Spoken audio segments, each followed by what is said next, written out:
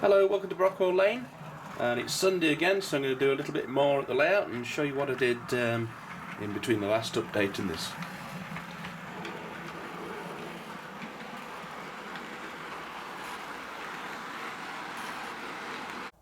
Well, first up you can see that I've been doing a little bit of static grass around certain areas. I'm still going to build on that, so I've put it around those old sleepers there. And this is actually some knock grass sheeting which I had left over, which I just cut up into small bits and sort of jigsawed together to get some coverage there. There's a lot around the cattle dock there. I'm probably going to build on top of it with some lighter shades as well, but it's looking a little bit more green, a little bit more pleasant. Back scene now goes all the way to the end, and that's a new building I bought second hand from Rails, which is the booking office, which is adjoined the steps there, both from Scenecraft Backman, and along with that one there, nearly complete the scene. I've just got the gents toilets which are on order, and also I've put some Woodland Scenics clump foliage up against that portal or bridge from Wills, and also a bit more greenery around here. I still need to do this car park, and I'm going to do some sort of representation of where there used to be a goods shed building. I think that there is probably going to be a coal merchant's. I found some gates, although I'm going to paint those. I've also found quite a few details, people, figures, seats and things that are going to go on the platform. I've been buying up some static grass from eBay. Never used this particular brand before, but I think it'll be alright. A couple of different shades there, I'll probably blend those together. Just place some cars up there on the road. That's going to need a bit of detailing as well. A bit of weathering, some white lines putting down the centre of the road and so on. Some relay boxes have appeared off a previous layout. A ballast bin as well at the bottom back there. And a goods shed gauge has also appeared on the layout, which I don't know why it's there, but the one at core actually doesn't actually go under anything. But I thought I'd put that there as well. The gate and lamp wants painting, again salvaged from a previous layout. That's for the signal box. Various little things have appeared. I put a gate over there as well, in between that fence. I had to chop it down a bit because it was a bit tall. Now I'm glad to say, after months and months of working at home, my workbench is now free of work computer and phone, and I can actually do some modelling again. So one thing I've been doing recently, which I didn't show you, it's been in a couple of running videos on the club layout, but I've been converting these old Lima fertiliser wagons for use on my layout, which involved chopping off those huge couplings that they come with and doing a bit of weathering. I've repainted the roof, got rid of bits of flash because there's always a bit of flash on the roof there.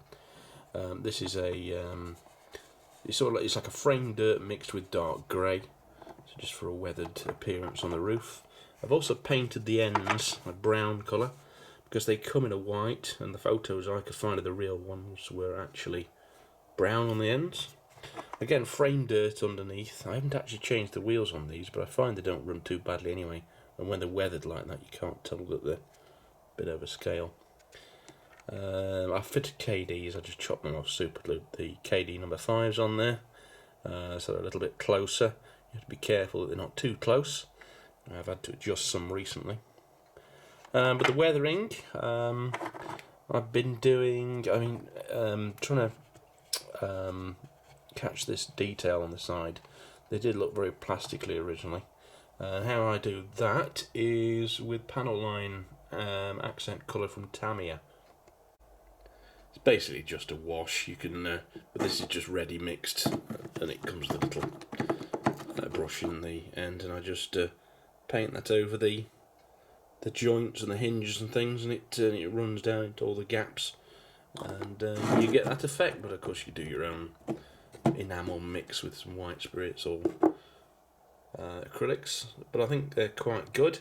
Quite a cheap way of getting some wagons that haven't been offered from more recently from the modern manufacturers.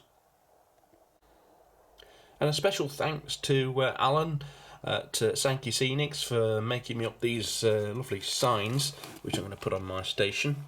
Brockwell Central in the Great Central style, with the 2 lines, which wasn't on his website, so I actually emailed him with a photograph and said, can you do me these? And he knew exactly what I wanted. He'd done them within a few hours, sent me proof, and I paid for them, and they've arrived in the post, and I'm very happy with them.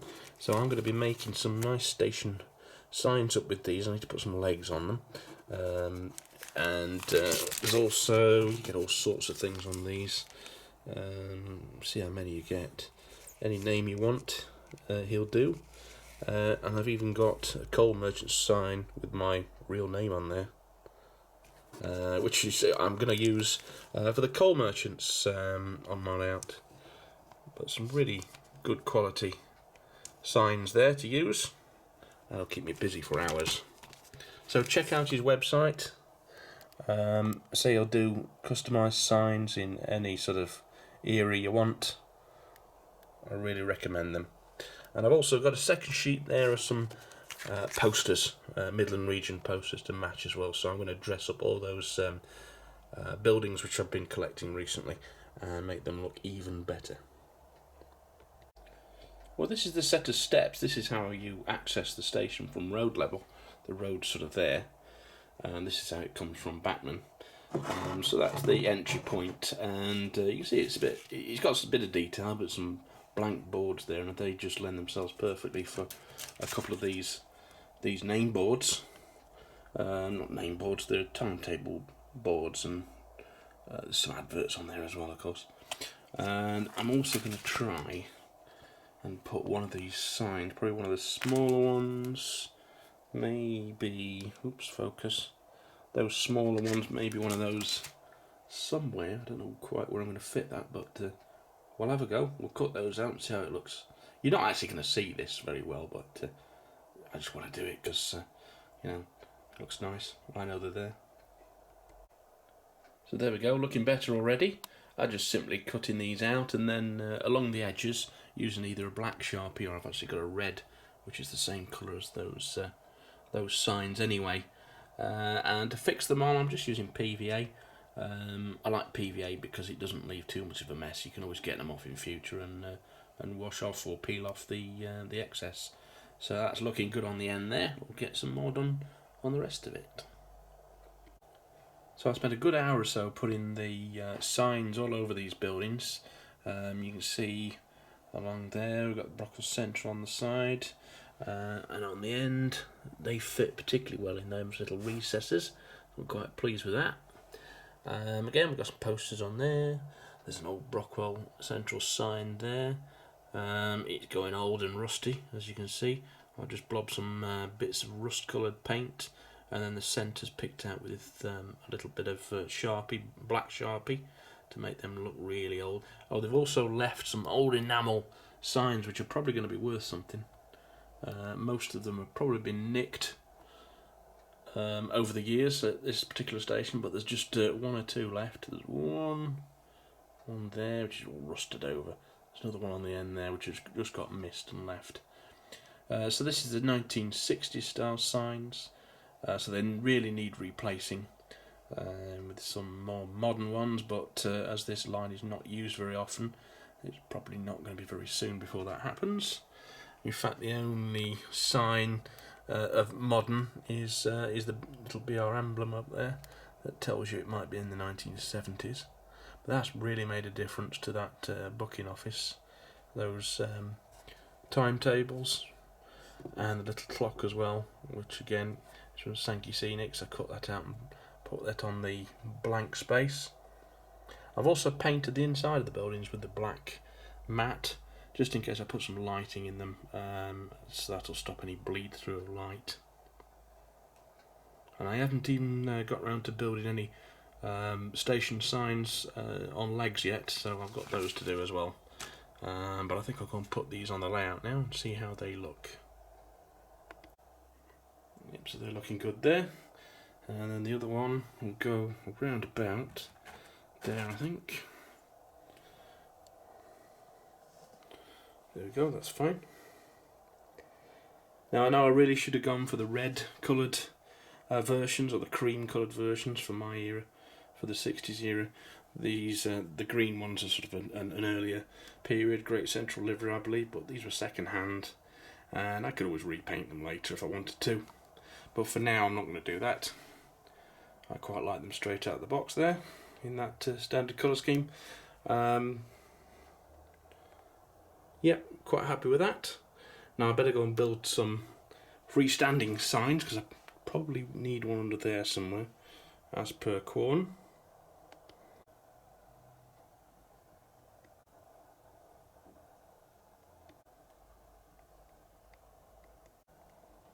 And I've also put those limited clearance signs on the side of the bridge there. There's also another old enamel sign which has not been pinched yet at the other side there for rally cycles. So we're harking back a little bit to the 1930s and 40s. I'm really going for that run down image of a lot of photographs I see of early 1970s diesels. But I also want to be able to run a couple of steam engines. In fact, I have just ordered a steam engine from eBay, a second-hand one, a Grange, which I plan on running on this layout as well, so I'll show you that as soon as that comes. Now in those signs I have got some suitable for a signal box, but I'm not sure whether I'm going to keep that one there, because I've realised that there is a Great Central one in Hornby's, sorry, Bachman's back catalogue, so I might see if I can get one of those. I've not decided yet. But for now that does the job, as does that water tower, because I believe there's also a proper Great Central one you can get, which again I might replace that in the future with one of those. So I just used those signs to make up some freestanding ones and a bit of balsa wood, which laser cut wood actually off an old kit. Just use as posts. I'll let them just dry and then cut them in half, and then I'll have 4 of them to place on the layout, although I will do a little bit of weathering to them before I do that. Well, you can see I've finished those signs now, and I'll just place those in various places along the platform. Weathered again. There's one there. There's one underneath the canopy with some figures. You see a couple queuing up to buy some tickets, and a couple sat down in front of that rather shabby looking sign. There's another guy there waiting for a train, and one more sign I've put at the end there. I've found a couple of gas lights to put up there as well, which will probably get changed at some point, certainly repainted. In the background you can see I've got some barbecue skewers to represent telegraph poles, and they'll get painted shortly as we watch the DMU come into platform number 2.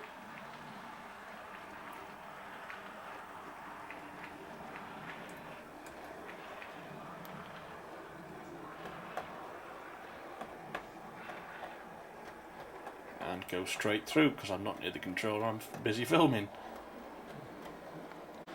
I'm using these Wills cobblestones to create the base for the upcoming coal merchants, just in that corner there.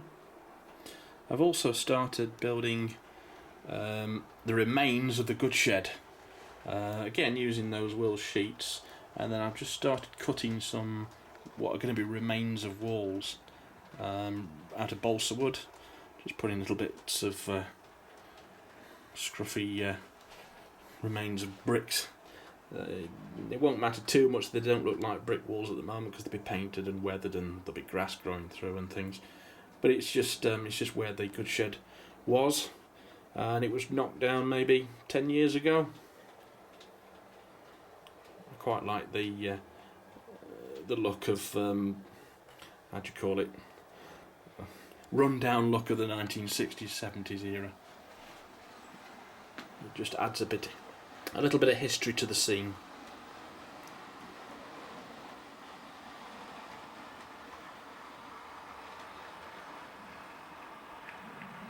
I've also ordered some scale bricks, which I'm going to pile up in certain places.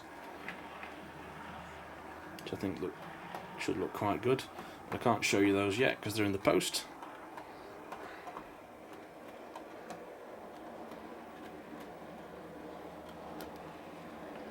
I'll give you a quick aerial view, like a drone shot of the station.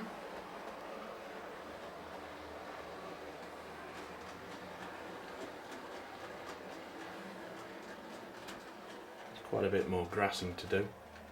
I don't think I'll get around to that today. I do need to buy some more gravel just to make a gravel surface here where the cars stand on, and also for the track ballast. I just want to make sure I get the right colours.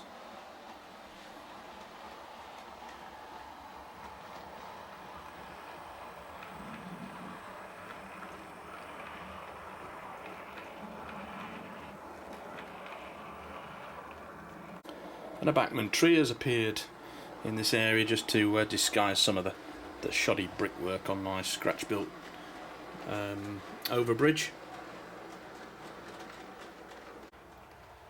Well, I'm afraid I'm running out of time again for this week, so I'm going to have to say goodbye, and I'll see you next week on Brockwell Lane. Please subscribe, comment below, stay safe, I'll see you next time. Bye bye.